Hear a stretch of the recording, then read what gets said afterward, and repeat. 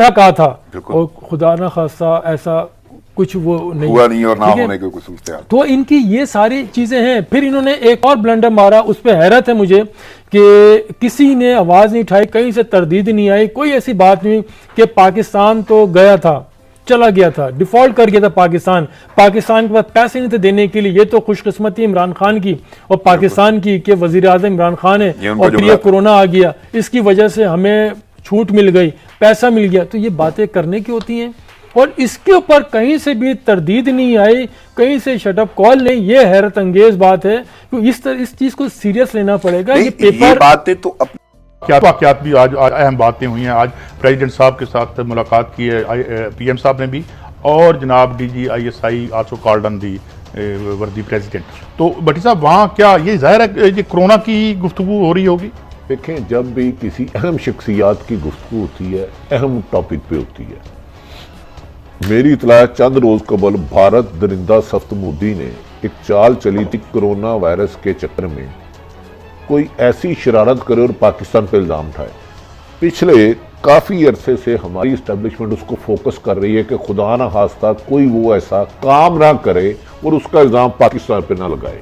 इस सिलसिले में मेरी इतलाक के मुताबिक आर्मी चीफ मोहतरम कमर जवेद बाजवा और मोहतरम इमरान खान साहब की भी मुलाकातें हुई हैं कि भारत इस वक्त इन हालात से कोई गलत फ़ायदा उठा सकता है, और ख़ुसूसन ये गुफ्तगू हुई कि वहाँ जो इस्लाम फोबिया का है, मुसलमानों को किस तरह सेव किया जाए, उन दुनिया में किस तरह अपना उजागर किया जाए। चंद रोज कबल प्राइम मिनिस्टर ने इस सिलसिले में अपना एक ट्वीट किया था। ताहम इसमें आज एक गुफ्तगू जो हुई वो सियासी भी हुई, वो लिहाजा प्राइम मिनिस्टर और यकीनी बात है अंदरूनी भी कुछ मामला हैं उसमें हुई, लेकिन असल टॉपिक था कि भारत जो शरारतें करना चाह रहा है। भट्टी साहब, छोटा सा क्वेश्चन है, नॉर्मली सदर वजीर आजम के साथ आईए चीफ नहीं मिलते, ये कोई बहुत एक्स्ट्रा ऑर्डिनरी बात नहीं? ये देखिए, अमूमन आर्मी DG ISI ना एक बहुत बड़ी पोस्ट है। आपको अंदाजा नहीं कि पूरी दुनिया में पाकिस्तान के खिलाफ कहाँ कहाँ साजिशें होती हैं, उन्हें फोकस करना और अंदरूनी पाकिस्तान। हो सकता है कि ऐसे हालात में कोई इमरजेंसी उन्हें डिस्कशन करनी पड़ी हो तो आगे हो, तो आगे प्रेसिडेंट साहब भी साथ हों। ये बहरहाल कोई अगले मौजूद पे जाते हैं, फिर आपका कमेंट लेते हैं। कौन है आपको उनके नाम ना? लास्ट क्वेश्चन, 25 अप्रैल को भी चीनी आटे का क्या बनेगा? वो रिपोर्ट का क्या? चीनी आटे का मेरा ख्याल है फिलहाल रिपोर्ट लेट हो जाएगी, क्योंकि गंदुम वाले को बचाना चाह रहे हैं इस्लामाबाद की अहम शख्सियत, गले में तो रसा फिट आ गया। आखिरी मिनट रह गया है। ये जो भट्टी साहब हम देख रहे हैं कि वहाँ पे एक खास तबका है, मैं मेजॉरिटी में नहीं कहता, इंडिया के लोग जो हैं उन्हें 60% लोगों ने तो मोदी के खिलाफ वोट डाला है, लेकिन ये कुछ एक लिमिटेड माइनॉरिटी है जो जी मुसलमान इकट्ठे होते हैं, नमाज पढ़ते हैं या उधर चला रहे हैं। ये तो मोदी एक दहशतगर्द था, दहशतगर्द है। दुआ करो इक़्तिदार में रहे। भारत के जवाल की वजह वो बनेगी जो नफरत का बीज भारत में मोदी बेच रहा है, खुद ही अपने गुरुद्वारों पर हमला करके पाकिस्तान को बदनाम करने की कोशिश कर रहा है। हकायक आते हैं तो एक्सपोज हो रहा है, जिस तरह उसे इस्लाम फोबिया हुआ है, ये भारत का नुकसान कर रहा है। अब दुनिया जान चुकी है कि मोदी एक टेररिस्ट है। 2000 इस वक्त दुनिया में वाद एक जगह होगी जहां पे मुसलमानों के लिए अपना कोरोना के लिए डिफरेंट वार्ड है और हिंदुओं के लिए अलग है। और मैं एक इन्फॉर्मेशन आपको दूं, कश्मीर में 4000 कश्मीरियों के लिए एक डॉक्टर है और 9 कश्मीरियों के लिए एक सिपाही रखा है। ये दुनिया की तारीख में मेरा लिए इससे ज्यादा कोई बीमार रियासत नहीं आई, बीमार हुकूमत नहीं जो इंसानियत के नाम पे दबा। It is one of the biggest open jail in the world, उसके बाद गजा के बाद। भाई साहब, वो थोड़ा सा एयरलाइन की अभी अपील। अच्छा, एक बात मैं और भी करता हूं भट्टी साहब, सारे सेक्टर्स लोग नाज़रीन हमसे बात कर रहे हैं। एयरलाइन इंडस्ट्री तो बिल्कुल बैठ गई, इसके साथ छोटे छोटे वर्कर्स थे जो काम करते थे, और वो बिल्कुल उसके लिए कोई पैकेज होना चाहिए, क्योंकि वो बिल्कुल बेरोजगार हो गए। मेरे हमरा इस वक्त सेट पर ही मौजूद हैं। आज जब बात हम करेंगे प्रोग्राम मुकाबिल को लेकर, तो सबसे पहले गुफ्तगू करेंगे बिजली की तकसीम कार कंपनियों यानी कि IPPs के हवाले से जो उनको अदायगियां की जाती हैं। आप सबको पता है कि इस मुल्क का पहिया चलाने के लिए जगह जगह से कर्ज मांगने की हमेशा हर वक्त हमें जरूरत पेश रहती है, मगर ये कर्ज मांगते मांगते जो एक कशकोल हम हर जगह लेकर जाते हैं, अब वो देख की शक्ल इख्तियार कर गया। ऐसी सूरत में जब हमें बहुत कुछ बचाना चाहिए, तो इसी मुल्क के अंदर बिजली की जो तकसीम कार कंपनियां हैं किस तरह से दोनों हाथों से इस मुल्क को लूट रही हैं और खोखला कर चुकी हैं। इंक्वायरी कमेटी ने बड़ी ही तहलका खेज एक रिपोर्ट मुरतब की है, उसमें क्या क्या खौफनाक इंकशाफात किए गए हैं, ये प्रोग्राम के पहले हिस्से में आपके साथ शेयर करेंगे। लेकिन मलिक साहब कोई इंफ्रास्ट्रक्चर तो किसी ने छोड़ा ही नहीं यहाँ पे।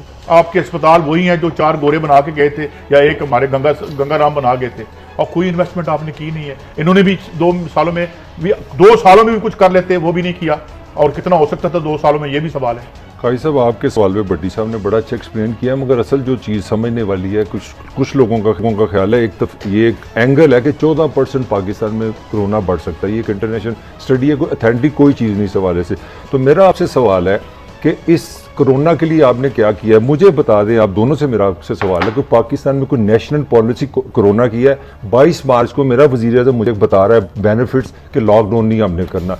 उसी दिन अगले दिन इस मुल्क में पता चलता है कि पंजाब कहती है हमने फौज को तलब कर लिया, सिंध कहता है मैंने लॉकडाउन कर लिया। चलो मान लिया, हमने मान लिया। अगले महीने में वो फिर फरमाते हैं कि जी आप चीज़ें हम ईजी करने लगे हैं। तो जब आपने ईजी की तो पंजाब में पता लगा कि कंस्ट्रक्शन कहाँ हुई है। मुझे आप बता दें कि कंस्ट्रक्शन ये हो रही है कि प्लम्बर को आप गाले हैं तो प्लम्बर का सामान आपको नहीं मिल रहा, दर्जी के पास आप चले जाएं आपको कपड़े नहीं मिल रहे। जो मैं कहना चाह रहा हूँ कि कोरोना में जो सबसे बड़ी, जो मेरे ख्याल में पाकिस्तान के लिए टॉर्चर है, वो आम आदमी को समझ ही नहीं आ रहा कि कमाने की क्या पॉलिसी है, घर में रहने की क्या पॉलिसी है, करना क्या है। आपने ना कोई नेशनल कंसेंसस। ये तो मलिक साहब किसी पूरी दुनिया में किसी को नहीं, समझ नहीं सुन आ रहा। आगे मेरा दूसरा, ये तो इमरान खान को तो हम इस पे नहीं अलर्ज कर सकते। नहीं, अब हुकूमत को बात करनी नहीं, है क्या ना। करेंगे? मैं अब दूसरा आपसे जो एक एंगल मैं सोच रहा था, देखें ना, आप हुकूमत को कैसे, भट्टी साहब आप नहीं, मैं एक एंगल अपना खत्म कर लूं। मुझे बताएं, यहाँ पे आप नंबर 1 होते हैं, शहबाज शरीफ पे हर वक्त तनकीद करते हैं। चलो मान लिया पंजाब में लूटमार हुई, फ्रॉड हो गया, सेहत का निजाम नहीं, आप ना माने तो कौन सा। चलो मैं मान लेता हूँ आपकी बात। KPK में भी तो अल्लाह का शुक्र है 7 महीने से इमरान खान साहब की हुकूमत है। सबसे ज्यादा आप बताएं भट्टी साहब मौत कहाँ हो रही है? KPK में। पाकिस्तान पंजाब से KPK, मेरी बात पूरी हो लेंदे, पंजाब से KPK हाफ है पॉपुलेशन, मगर बोतों में हमसे आ गया। इसका कौन जिम्मेदार है? भट्टी साहब बात ये है कि सवाल ये है कि अगर आप ये अब कोरोना वायरस हुकूमत को ठीक करना चाहिए, साथ ही प्लांट हो जाती हैं स्टोरियां अखबार में कि जी शहबाज शरीफ साहब की गल हो गई है। ये गल कितना हो जाती है, कौन करता है गल? अच्छा, मैं इस बारे में थोड़ा सा, क्या वारदात है? मैं इन टच हूं। नंबर 1 तो मैं आपको गारंटी दे रहा हूं, शहबाज शरीफ को हुकूमत देने का कभी भी फैसला नहीं हुआ। अंगेज जरूर किया, कुछ कालमों में हो गया यार, मुझे कालमों का नहीं पता, मैं तो जो मेरी इंफॉर्मेशन है एज ए रिपोर्टर, अंगेज जरूर करते हैं। ये हर एक का काम होता है। मेरा पूरा सवाल सुनो, मजाक रात के दरवाजे बंद नहीं होते। गलत हमारा नहीं डील हुई। अच्छा, बात जरूर चली, गुफ्तगू जरूर हुई, मुलाकातें जरूर हुई, उसके बदले रिलीफ मिला। नवाज शरीफ बैरून मुल्क चले गए। कानून में तो कुछ और लिखा हुआ है। कर रहा हूं, देखिए, एक दौर था पाकिस्तान का सबसे बड़ा मसला नवाज शरीफ था। सुबह प्लेटलेट्स नीचे, रात को ऊपर, दोपहर को नीचे, रात को ऊपर, इधर बाएं, पूरी कौम नफ्सियाती मरीज हो गई। अब पिछले 1.5-2 महीने से पता ही नहीं किसी को, एक मुजरम 4 हफ्ते के लिए गया, वापस ही नहीं आया। किसी से सुना आपने? नहीं। नवाज शरीफ का नाम का वाह दिल है। देखे एक मिनट सवाल करने दें। भट्टी साहब, कोरोना है, हुकूमत की बड़ी नाअहली है, सारी उम्र हम हुकूमत की नाअहलियां देखते रहे, अभी देख रहे हैं। ये कोरोना की वजह से वापस आए थे या पंजाब की गवर्नमेंट बनाने आए हुए हैं? कोई शर्म होती है यार, इतने बुरे वक्त में आप गुजर रहे हैं और गवर्नमेंट कुछ नहीं कर रहा। हम जो है हार्ट ट्रेडिंग शुरू कर रहे हैं। पंजाब की गवर्नमेंट की गुफ्तगू चल रही थी, पंजाब की गवर्नमेंट की गुफ्तगू चल रही थी। मैं ये नहीं कह रहा फैसला हो गया, एक हर आदमी अपनी मर्जी का निकाल लेता है।